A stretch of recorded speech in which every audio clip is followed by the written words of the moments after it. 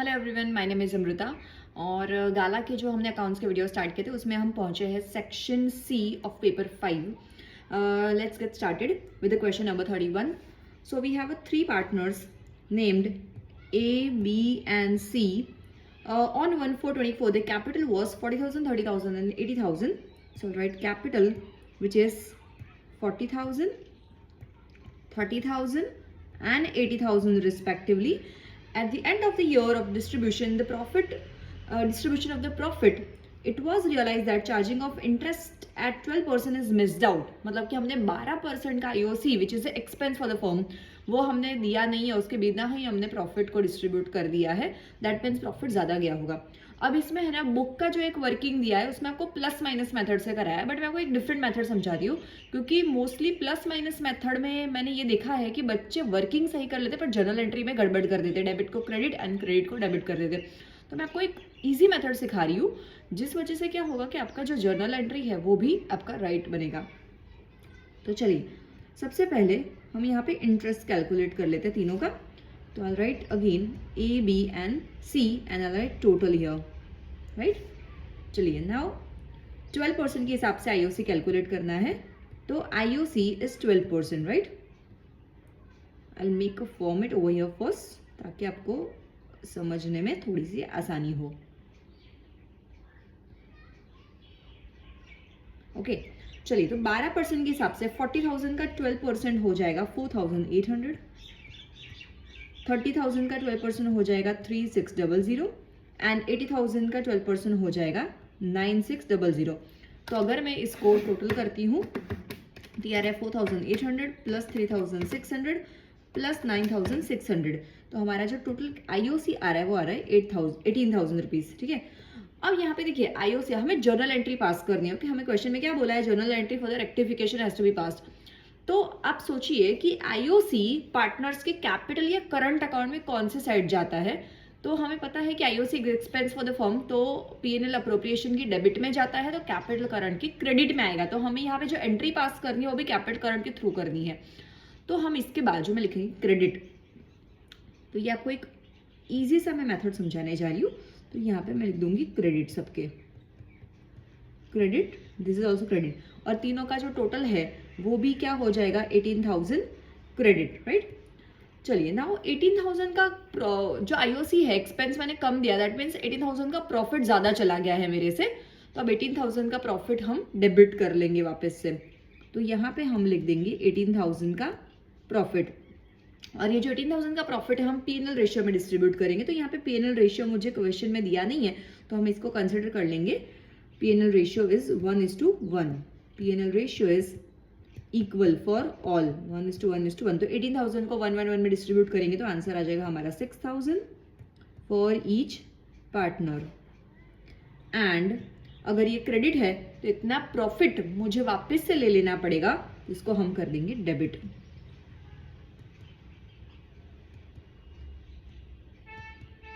Okay, now we will find the net amount. See, अगर एक amount credit एक amount debit है तो जो हमारा प्लस माइनस का मैथमेटिक्स का रूल था कि अगर एक पॉजिटिव एक नेगेटिव है तो हम इसको जीरो कर देंगे, राइट। या तो पॉजिटिव नेगेटिव है मतलब कि अगर एक अमाउंट माइनस है एक अमाउंट प्लस है तो उसका सब्ट्रैक्शन निकलता है। जैसे plus plus is plus, minus minus is also addition, but opposite sign होती है तो हम क्या करते हैं उसको सब्सट्रैक्ट करते हैं। तो यहाँ पे भी हमें प्लस माइनस साइन मतलब कि डेबिट क्रेडिट को समझना है। तो एक डेबिट एक क्रेडिट है तो हमें क्या करना है सब्सट्रैक्शन। तो यहाँ पे आ जाएगा 18 ये हो जाएगा 0, करेक्ट। चलिए अब 4,800 और 6,000, तो एक क्रेडिट एक डेबिट है तो क्या हो जाएगा यहाँ पे 1,200, यहाँ पे 3,600 एंड 6,000 ये हो जाएगा 2,400 and 9,600 minus 6,000 will become 3,600। Okay, अब जर्नल के तो मुझे कुछ अमाउंट डेबिट में चाहिए कुछ अमाउंट क्रेडिट में चाहिए, राइट। तो इसको कैसे डिसाइड करेंगे हम लोग। तो आपको जैसे पता है प्लस माइनस का जो रूल था उसमें ऑपोजिट साइन को हम सब्सट्रैक्ट करते थे, बट साइन कौन से लगाते थे जिसकी अमाउंट बड़ी होती थी, राइट। तो यहाँ पे भी मुझे जिस साइन का जो बड़ा है उसका अमाउंट का साइन लगाना है। तो जैसे यहाँ पे 4,800 एंड 6,000 में से कौन बड़ा है ज़्यादा, तो यहाँ पे बड़ा है 6000, तो मैं इसको बोल दूंगी डेबिट। 6000 का जो साइन है वही मेरी नेट अमाउंट को लगेगा। सिमिलरली यहाँ पे भी 3600 एंड 6000 में से बड़ा कौन है? 6000, तो यहाँ पे इसको डेबिट का साइन लगेगा। और इन दोनों में से सी के अंदर 9600 बड़ा है जिसका साइन है क्रेडिट, तो इसको मैं क्रेडिट का साइन दे दूंगी। इस हिसाब से ये मेरी जर्नल एंट्री भी यहाँ पे बन गई। तो हम एक फॉर्मेट बना देंगे छोटा सा जर्नल एंट्री के लिए यहाँ पे, and we shall write the journal entry. आपको एग्जाम में भी अगर इवन वन जर्नल एंट्री भी पूछी है तो आई सजेस्ट यू कि फॉर्मेट बना के ही आपको जर्नल एंट्री लिखनी है, उसके बिना आप रेक्टिफिकेशन एंट्री लिखिएगा मत, नहीं तो मार्क्स कटने के चांसेस रहेंगे आपके। ठीक है, right journal entry, serial number, particular, LF, debit and credit. तो यहाँ पे हमारा जो एंट्री हो जाएगा A and B account debit and C account credit. तो I will write here A capital oblique current, क्योंकि यहाँ पे मुझे मेथड के बारे में स्पेसिफाई नहीं किया कि फिक्स मेथड है या फ्लक्चुएटिंग मेथड है, तो मैं दोनों लिख दूंगी। आप कोई एक लिखोगे तो भी चलेगा, but on a safer side we will write the both the methods. Capital oblique current account debit, B capital oblique current account debit, to C capital oblique current account credit. ठीक है, क्रेडिट वैसे तो हम लिखते नहीं है तो मैं यहाँ पर रिमूव कर देती हूँ। चलिए, एन अमाउंट आ जाएगी हमारी 1200, 2400 एंड 3600। यहाँ पे नरेशन में आपको अगर लिखना है तो लिख दे दीजिएगा, being IOC was missed out, now rectified। Okay, चलिए now question number 32 which is 3 partners here. तो one is Prerna, Jharna and Sanjana. ठीक है, एंड इसका टोटल यहाँ पे लिख देते हैं। The old profit sharing ratio is, the profit sharing ratio is 543 जिसका टोटल आता है 12, एंड न्यू रेशियो है इनका 1:2:2 जिसका टोटल आता है हमारा 5। मुझे ढूंढने को बोला यहाँ पे गेन रेशियो, राइट? तो गेन रेशियो का फॉर्मूला लगा देंगे हम, gain ratio is equal to new ratio minus old ratio. चलिए, प्रेरणा का सबसे पहले हम फाइंड कर लेते हैं। प्रेरणा का जो न्यू रेशियो है विच इज 1/5, ओल्ड रेशियो है इसका 5/12, तो इसका हमें LCM लेना पड़ेगा। तो LCM आ जाएगा 12 5 60, ये दोनों मल्टीप्लाई होंगे, फिर ये दोनों मल्टीप्लाई होंगे, देन ये दोनों मल्टीप्लाई होंगे, राइट? तो 60 ये हो जाएगा 12 एंड ये हो जाएगा 25।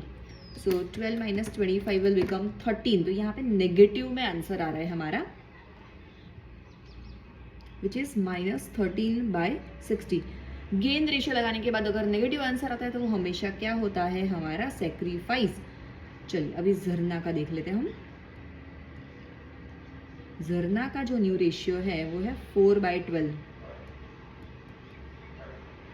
सॉरी, यहाँ पे न्यू रेशियो लगाना है।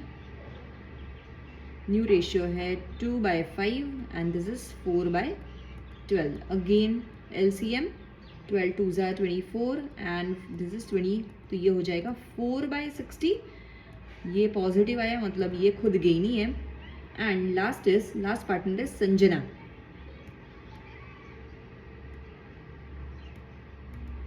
तो ये है 2/5 new ratio, old ratio is given 3/12। Again we will take the LCM, 24 minus 15, ये हो जाएगा 24 माइनस 15 विल बिकम 9/60, करेक्ट? तो इस हिसाब से झरना एंड संजना ये दोनों पार्टनर जो है गेन कर रहे हैं, तो हम लिखेंगे इधर गेन रेशियो ऑफ झरना and Sanjana is 4/60 4:9/60, that means this is अ 4:9। और मैंने जैसे आपको प्रीवियस क्वेश्चन में भी बताया था कि हमें क्रॉस वेरीफाई करना भी है कि अगर ये सेक्रीफाइस 13/60 आया तो इन दोनों का गेन जो है हमारा 4 + 9 13 होना ही चाहिए। चलिए next question is pass the journal entry for the following transactions from the case firm's dissolution. चलिए अभी machine is disclosed in the books at the time of dissolution was 1 lakh and book value is realised. तो मैंने आपको ये आगे भी करके दिखाया है। This a balance sheet, again liability is side, asset is side. अगर मैं रियलाइजेशन इधर बना रही हूँ तो जो लायबिलिटी है वो इधर आ जाएगी, असेट मेरी इधर आ जाएगी, राइट। तो असेट इधर, सॉरी असेट इधर, लायबिलिटी इधर, एंड इनका रियलाइजेशन जो है वो भी ऑपोजिट साइड से होगा। तो asset will go to here and liability will go to here, debit and credit here. तो मशीन जो है, मशीन बुक्स में जो थी वो यहाँ से यहाँ आएगी, तो मेरा सबसे पहले होगा रियलाइजेशन डेबिट। तो फर्स्ट एंट्री आ जाएगी हमारी realisation account debit to machine ₹1 lakh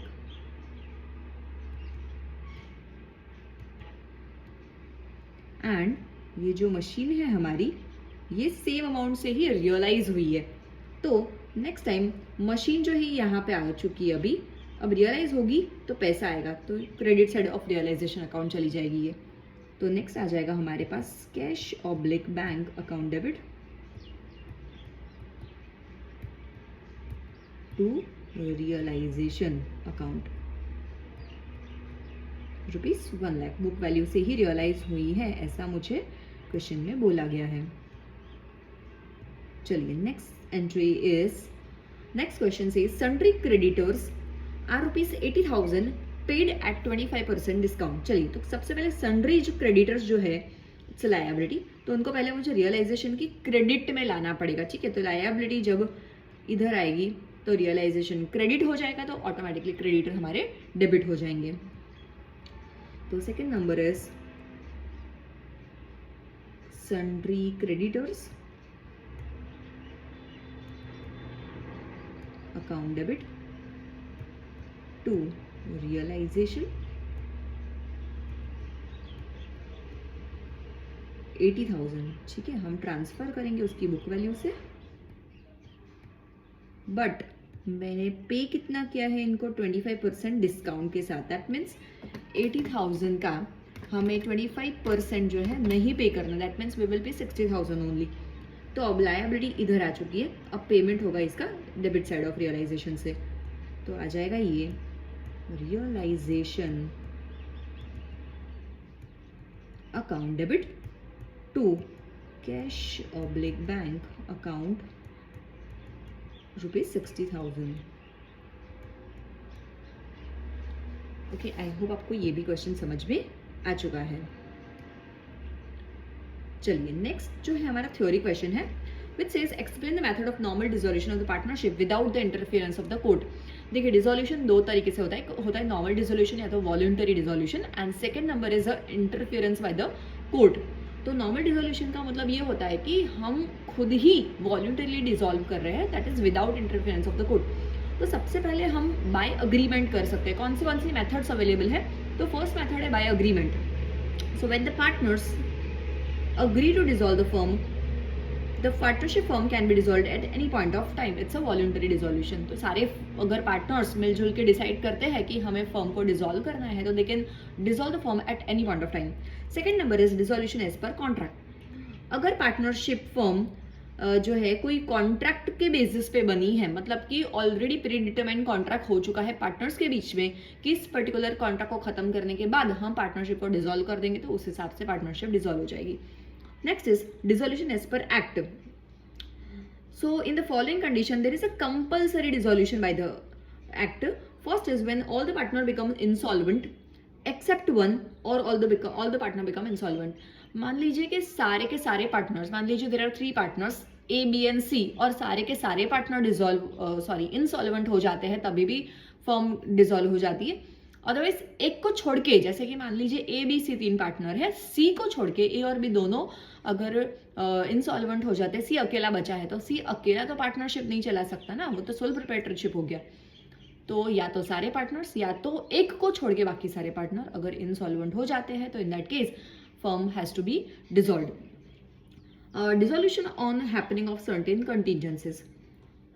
sorry, एक पॉइंट रह गया ऊपर. When the business of the firm become illegal, all that will also become a dissolution of the partnership. अगर हम जो बिजनेस कर रहे हैं पहले से वो पहले लीगल था, अब अचानक से कोई लॉ चेंज हुआ या कोई गवर्नमेंट चेंज हो गई, उसकी वजह से वो इलीगल हो गया, तो we will have to dissolve the firm. Dissolution on happening of certain contingencies, जैसे कि if considered for the fix term, तो मान लीजिए हमने पार्टनरशिप पहले से ही 5 साल के लिए ही बनाई थी, तो 5 साल पूरे हो जाएंगे तो वो पार्टनरशिप फर्म अपने आप ही डिसॉल्व हो जाएगी. कैरी आउट स्पेसिफिक एम, कोई पर्टिकुलर एम अचीव करने के लिए, कोई पर्टिकुलर प्रोजेक्ट के लिए हमने पार्टनरशिप क्रिएट की थी, और अगर वो एम अचीव हो गया है या तो प्रोजेक्ट पूरा हो गया है, then also in that case partnership firm dissolve हो जाएगी. Dissolution by notice, where the partnership is at will, the firm may be dissolved at dissolved by any partner giving notice in writing to all the partners of his intention to dissolve the firm. So the firm is dissolved dissolved as from the date mentioned in the notice. मतलब अगर कोई particular partner बाकी के partner को firm dissolution के related notice देता है, तो जिस दिन उसने अगर वो नोटिस इशू किए, उसी दिन से ही हम पार्टनरशिप का डिसोल्यूशन कंसिडर कर लेंगे. अगर डेट मेंशन नहीं है, तो फिर जिस दिन वो नोटिस सर्व की गई है उस दिन से हम डिसोल्यूशन मान लेंगे. राइट, चलिए नेक्स्ट क्वेश्चन जो दिया है मुझे, that is about the debenture. On 1/4/14 Jamnagar copper limited issued 12,012.5% of convertible debenture of 400 each at par. चलिए तो इसके एंट्रीज करते हैं सबसे पहले. तो 1/4/14 को हमने डिबेंचर इशू किए, यहाँ पे एट पार इशू किए, और रिडम्पशन में भी हम कोई भी प्रीमियम नहीं दे रहे. राइट, तो फर्स्ट एंट्री आ जाएगी हमारी bank account debit to debenture application and allotment account.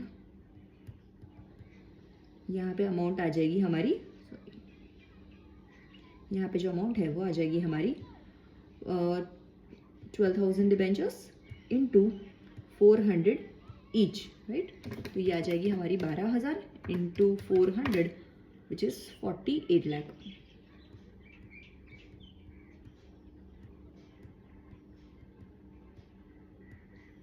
Second entry भी हमारी होगी 1/4/14 को, that is debenture application and allotment account debit to 12.5% of debenture account. Same amount आ जाएगी बिकॉज यहाँ पे कोई डिस्काउंट या प्रीमियम की बात इश्यू में नहीं की गई है.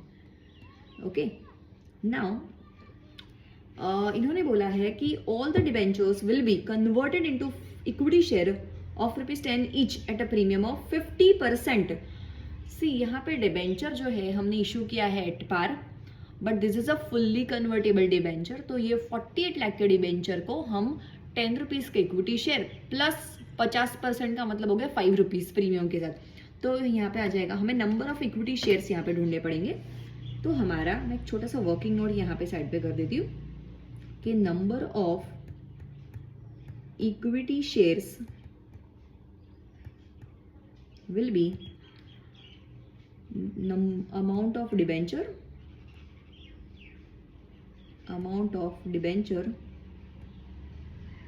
divided by issue price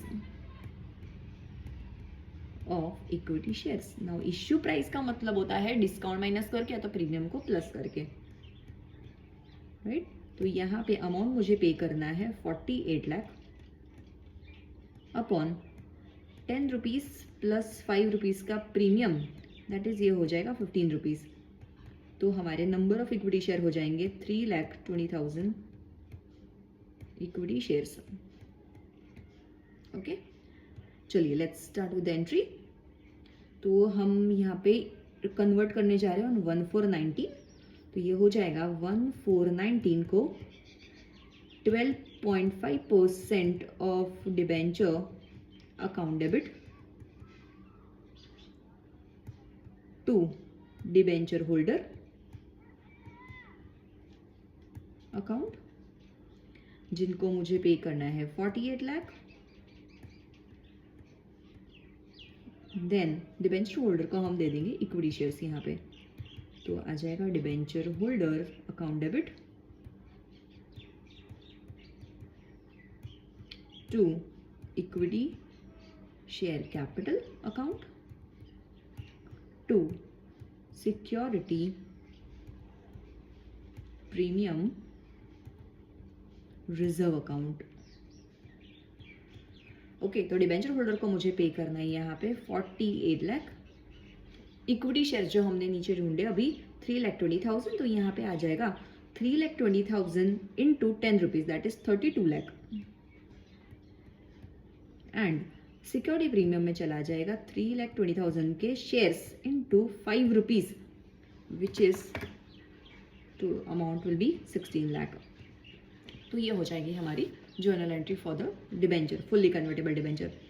Last question is, a company purchases its own 8,000 debenture of ₹100 each at 104.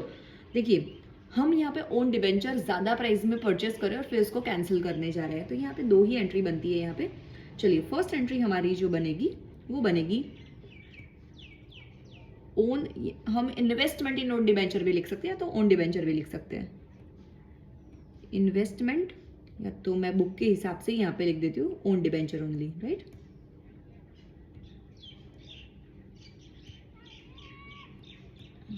Own debentures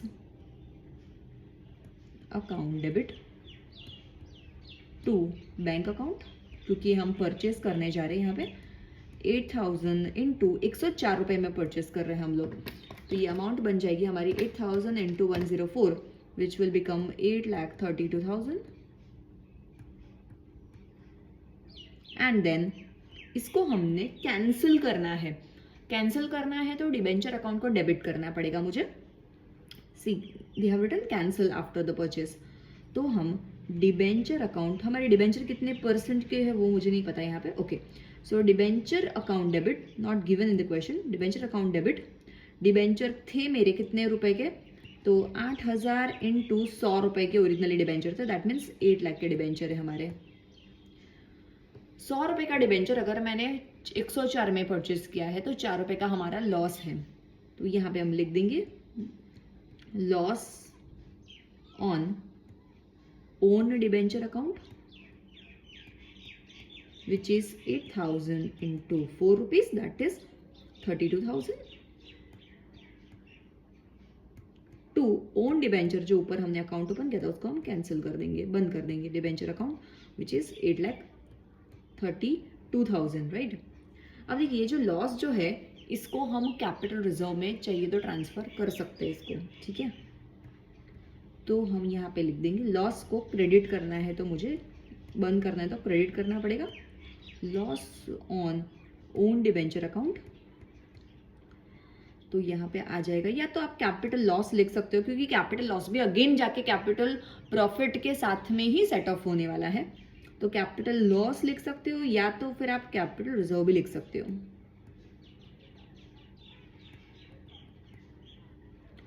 हमारा जो लॉस हुआ है वो है 32,000 का. ओके, आई होप आपको जो हमारा पेपर 5 का सेक्शन सी है वो भी पूरी तरीके से अच्छे से समझ में आ गया है. अगर आपको ये वीडियो अच्छा लगा और यूज़फुल लगा तो प्लीज़ आपके दोस्तों के साथ भी इसको शेयर कीजिए. एंड अगर सब्सक्राइब नहीं किया तो सब्सक्राइब कर दीजिए for the next papers notification. Thank you so much.